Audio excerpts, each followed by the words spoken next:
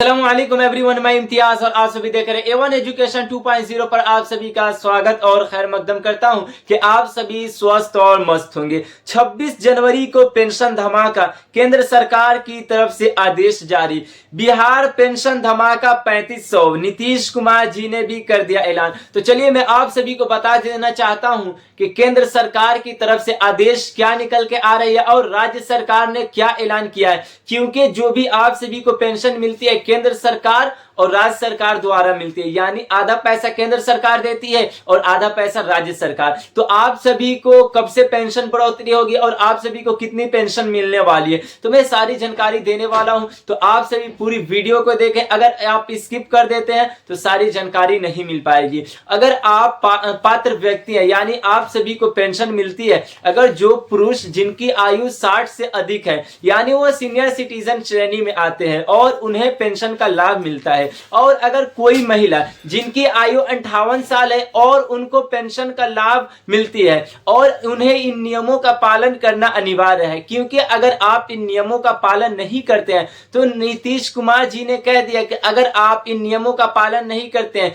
तो आप सभी का वहां से पैसे भेजे जाते हैं मगर आप सभी के अकाउंट तक पैसे नहीं आती है। क्योंकि बहुत से लोगों का कमेंट आया कि अभी तक मेरा पेंशन बकाया चल रहा है। रीजन ये है कि आप सभी इन नियमों का पालन नहीं करते हैं, जिसकी वजह से आप सभी का अभी तक बकाया पेंशन चल रहा है, क्योंकि सिस्टम में गड़बड़ी होने के कारण और नेटवर्क प्रॉब्लम और आरबीआई की तरफ से भी नोटिस आया ई-केवाईसी को लेकर, क्योंकि ई-केवाईसी अगर आप नहीं कराते हैं तो आप सभी का पेंशन रुक जाएगी। और जो आरबीआई की तरफ से भी नोटिस आई है ई-केवाईसी को लेकर, अगर जो व्यक्ति ई-केवाईसी नहीं कराते हैं उन्हें पेंशन नहीं मिल पा रही है, क्योंकि ई-केवाईसी अगर जिस व्यक्ति के अकाउंट का नहीं है उन्हें पेंशन नहीं आ रही। वहां से जब सरकार पैसे भेज रही है मगर आपके लाभार्थी व्यक्तियों तक पेंशन नहीं मिल पा रहे। रीजन ये है कि आप सभी का ई-केवाईसी नहीं होगा या फिर आप सभी का डीबीटी एक्टिव नहीं होगा, जिसके कारण आप सभी का पेंशन अटका हुआ है। 2-3 महीने से बकाया पेंशन चल रहा है। तो सबसे पहले आपको करना क्या है, बैंक जाना है और बैंक जाके वहां पे ई-केवाईसी की प्रक्रिया को पूरे कंप्लीट कर लेना है।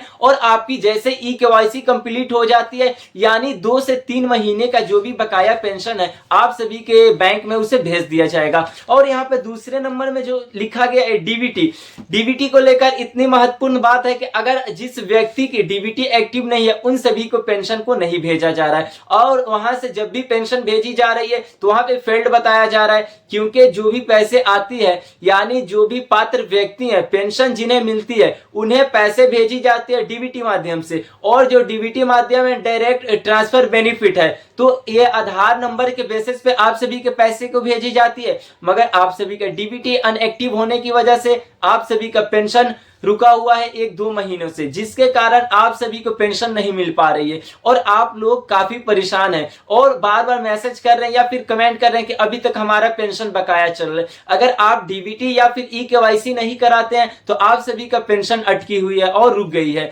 तो आप सभी को पहले डीबीटी और ई-केवाईसी करा लेना है। और तीसरा जो नियम है, अभी फिलहाल नीतीश कुमार जी ने ऐलान कर दिया है कि लाइफ सर्टिफिकेट यानी जीवन प्रमाण पत्र को उन्होंने साफ साफ कह दिया है कि जो व्यक्ति पात्र व्यक्ति हैं जिन्हें पेंशन मिलती है उन्हें साल या फिर 6 महीने में एक बार बैंक जाकर अपना जीवन लाइफ सर्टिफिकेट वहां पे जमा करना होगा। जब भी सरकार को पता चलेगी कि कौन व्यक्ति पेंशन उठा रहे हैं और किसे नहीं मिल पा रहे। यानी सरकार का कहना है और लाइफ सर्टिफिकेट जमा करने का मतलब यह है कि जिस व्यक्ति की मृत्यु हो चुकी है उन्हें पेंशन नहीं मिलेगी और कौन व्यक्ति जीवित है जिन्हें पेंशन दिया जाए, जो पात्र व्यक्ति है उन्हीं को पेंशन मिले।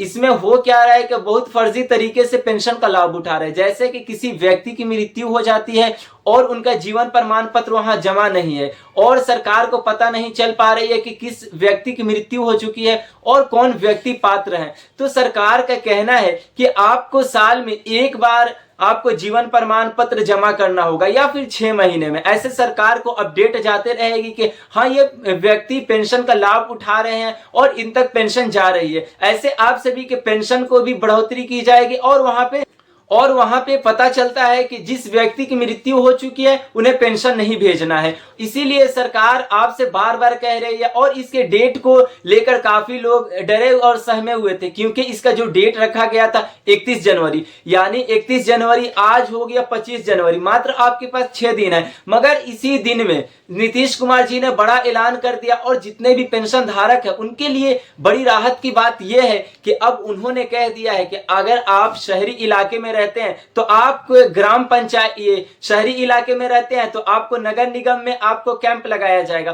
और वहां पे लाइफ सर्टिफिकेट को बनवाया जाएगा। यानी जो बुजुर्ग महिलाएं हैं या फिर बुजुर्ग व्यक्ति हैं, पुरुष या महिला हैं, जो भी व्यक्ति बुजुर्ग हैं या सीनियर सिटीजन के श्रेणी में आते हैं, उन्हें काफी दिक्कतों का सामना करना है, जिसकी वजह से नीतीश कुमार जी ने कह दिया है कि अगर आप पेंशन पात्र व्यक्ति हैं और आपको जीवन प्रमाण पत्र बनवाना है तो अब आपके ग्राम पंचायत और प्रखंड में कैंप को लगाया जाएगा। यानी हर महीने आपके ग्राम पंचायत और आपके यहाँ प्रखंड में कैंप को लगाई जाएगी। वहां से आप आसानी की प्रक्रिया के साथ आप अपना लाइफ सर्टिफिकेट, जीवन प्रमाण पत्र बनवा सकते हैं। उसके बाद जैसे वहां से आप सभी का बन जाता है और आप जाकर चाहे तो बैंक में भी जमा कर सकते हैं, वहां पे भी अपलोड कर सकते हैं। और उन्होंने साफ साफ कह दिया है कि आप सभी का जो पेंशन है यानी अगले महीने से बढ़ोतरी की बात चल रही है, क्योंकि जो भी पेंशन की बढ़ोतरी होने वाली रहती है उसे अधिकारी घोषणा करना रहता है। अगर जैसे ही अधिकारी घोषणा होती है तो आप